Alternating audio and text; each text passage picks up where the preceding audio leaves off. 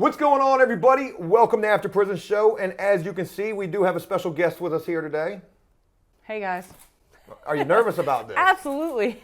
So we've got a lot of things going on right now, and we're going to focus on this major update with Shannon. It's been a long time since we've gotten a chance to see you, and I appreciate you taking the one and only day off from work to spend some time with us. Yeah, absolutely. So what's been going on with you? Where has Shannon been? Oh my God, mostly at work. I work a lot, like maybe 4 doubles a week plus 2 regular shifts. So I'm definitely at work a lot, but they asked me to be a trainer yesterday, so I guess things are going really good with that.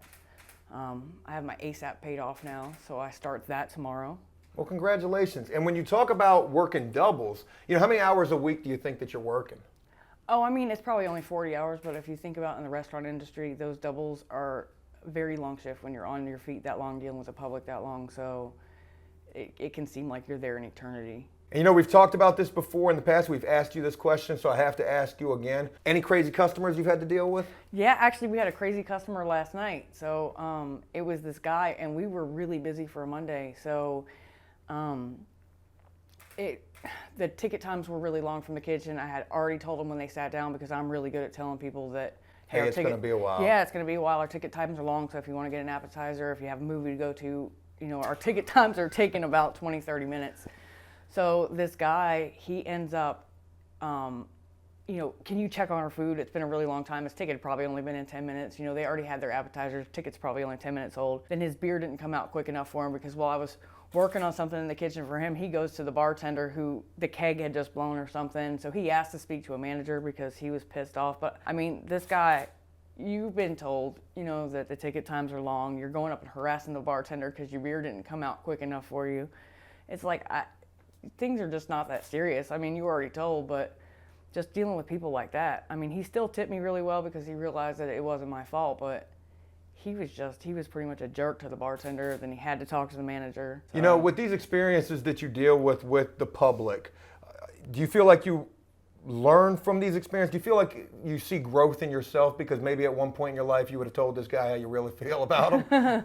Yeah, I probably at some point would have, unless I really needed the job, which I need this job, so I don't tell people how I feel about them, but we go in the kitchen and talk about them, so. I knew that's what happened. Cody, I told you, every time that we go out, I said, I know they're in the kitchen right now talking about me. So thank you for validating that point for me. I mean, unless you're doing something that's really awful, we're not going to talk about you, but if you're pissing us off, yeah, we're definitely going to talk about you. So you've been working a lot, and you talked about ASAP. You're getting ready to start that, which for those who don't know, this is a class you have to take in an effort to be able to get your license back. Right. And I'm not really looking forward to it because I don't think it's going to be much fun, but I go to orientation tomorrow to find out how many classes or what exactly it is I have to do. So. And I went through this when I attempted to get my license back. I had to go to the orientation for ASAP, didn't have to complete the class. But what I think I know about this, which I could be wrong, I think it's 8 weeks, once a week. I know you have to pay for every week. I've heard that it's expensive. Talk about that. I know that you said you've already got this paid off, correct? Yeah, I already paid it. They wanted $400. $400? For the class, yeah. Where's somebody supposed to come up with $400 for this class from? Well, they expect you to have it, which I think was the original reason that I didn't do the class 10 years ago, because when you're out there addicted to something, you're not going to spend $400 on a class to get a license. You're just going to drive without your license. And you were doing that in the And that's past. exactly what I was doing. So now I'm trying to get legal because I don't want to go back to prison. So I'm not going to get a driving on suspended charge, that's for sure. One thing that I say about why we don't get a chance to speak with you as often as we would like to, or to feature you as often as we'd like to, is because of the fact that you work so much. You talk about the doubles that you're working. Do you at all miss kicking it with us and probably sometimes being at work saying, damn, I wish I could just go do a video. Forget this. I do. I miss you guys. That's why I'm always on the After Prison Show website. But it's like, I'm so busy, and like even when you work a double, like you might work that lunch and then you have a 2-hour break and then you go back. So then by the time I get off at 11 o'clock at night, I'm just tired to go to bed. But I miss this. Like, it would be nice to take a little vacation from work and just do some fun cooking videos or something. Well, I'm glad you mentioned the cooking video, because we definitely possibly have one of those coming real soon. And I talked with you about that, and it's something you would be willing to do. Yeah. And again, I appreciate you taking the time on your only day off, because you're getting 1 day off a week if you're lucky? Yeah. one day if I don't pick up any extra shifts. Well, I appreciate you taking this one day off to come spend this day with us and to give us an update on what's been going on with you. And it's pretty much the same as it always is with you. You're doing the right thing. You're working a lot out here, or you're working enough to be able to do what you need to do. And a big thing that you need to do is work toward getting your license back. You just paid $400 for a class that you need to take in an effort to be able to do that. But there was something that we talked about off of camera that I really want to talk with you about now that we're doing this. And that is, Shannon, how long has it been since you've been released now? Oh my God, like 7 months. 7 months. And you're still living with your daughter, correct? I am. I absolutely am, because I started thinking about it and I'm like, well, if I get this stuff taken care of first, then I won't have to worry about it once I get an apartment. But it's about to be taken care of, so I'm probably going to start looking for a place soon. I'm just hoping I can find some place that'll let a felon live there, you know, and sign a lease, because I mean, clearly I'm a felon, so. Well, places like that are far and few between, but I'm not going to say they're out there. So when that time does come, I hope that you'll allow us in any way that we can to try to help you find a place. And I'm sure the entire After Prison Show Army would like to stand behind that as well. But the reason that I bring up where you're living and still living with your daughter and being out for 7 months is, let's talk about where you're sleeping, Shannon. Oh man, on my daughter's couch. I mean, she has 2 rooms, but my granddaughter's in the 1 room, so if I sleep in there with her, I'm gonna end up waking her up, or she's gonna wake me up. So, but there really is no sleep or any personal space at my daughter's house, for real. So it's kind of crazy still living there after 7 months. In the 7 months that you've been released, have you slept in a bed yet? Yeah, twice. I slept in my granddaughter's bed twice. Oh, I thought there was going to be a story behind that. But anyways, moving on.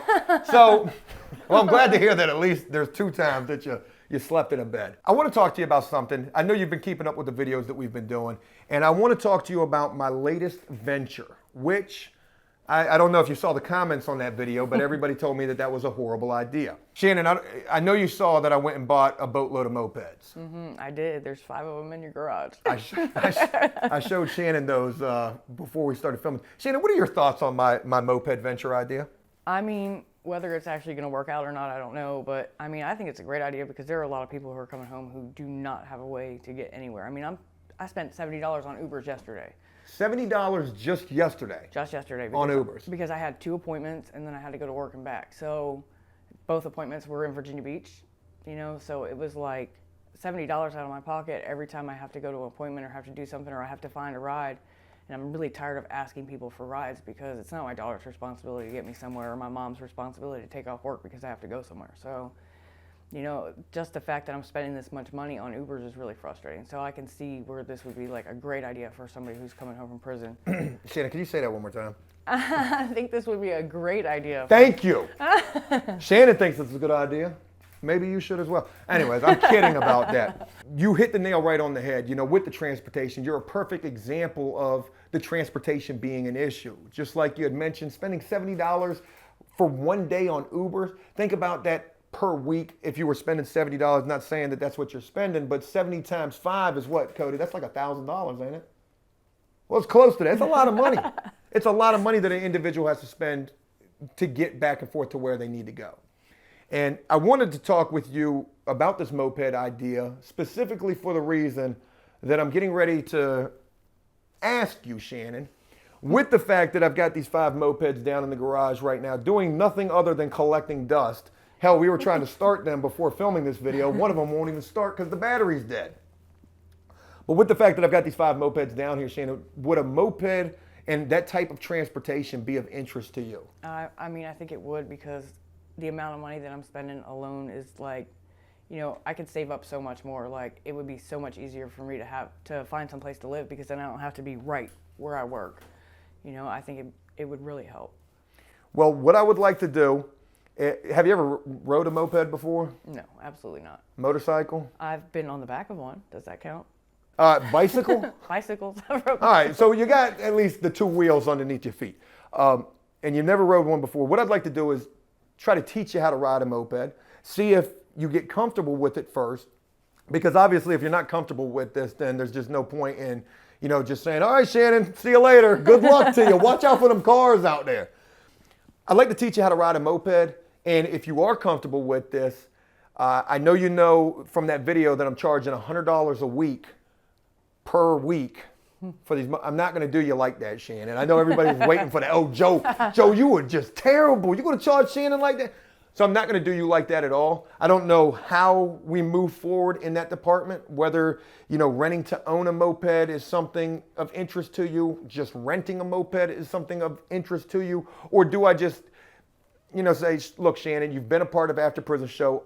Obviously, everybody would just rather see me just say, here. And I'm thinking more toward the latter and just doing that. But also making sure that you're comfortable with this and making sure that you're safe, you understand the rules of the road. When a car gets too close to you and you're on that thing, you're just kicking it, You gotta push them away, because on a moped it's all about defensive driving. There's no such thing as being on the offense, and maybe this could help you.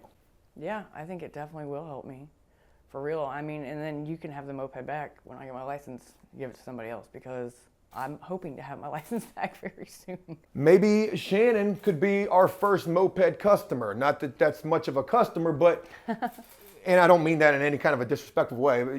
It has nothing to do with the way that I wanted to operate the business, which looks like at this point is not going to happen. Major update to everybody out there. They denied me on the insurance for this, saying that they don't have the appetite for this type of a risk.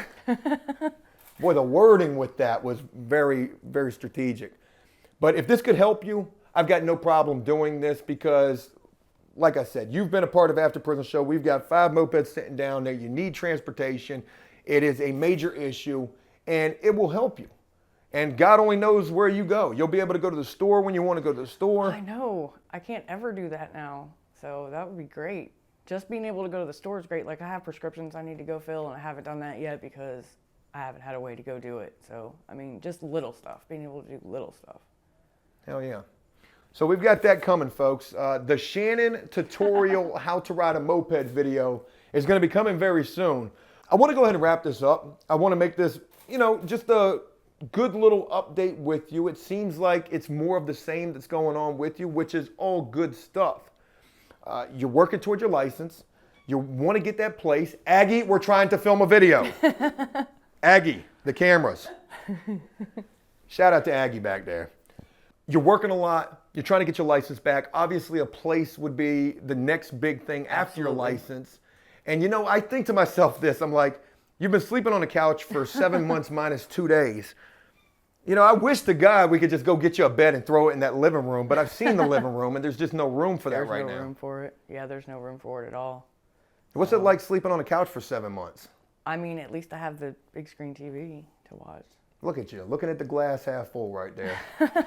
Shannon, I appreciate you taking the time on your day off to sit with us and do this interview. And what I'd like to do is ask you in closing, is there anything that you would like to say to everybody?